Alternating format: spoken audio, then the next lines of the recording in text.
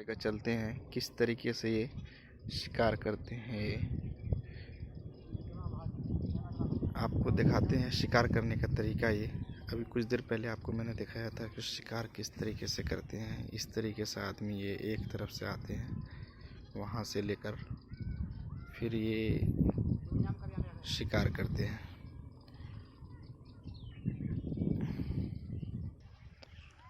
यही जाल है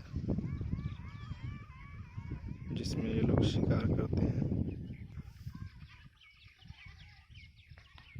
इस तरीके से आदमी फैल जाता है, उसके बाद एक जगह इकट्ठा करने के बाद उसको शिकार किया जाता है।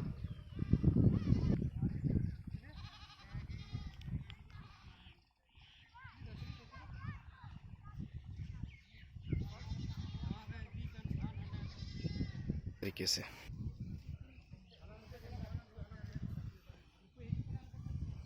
ये है शिकार।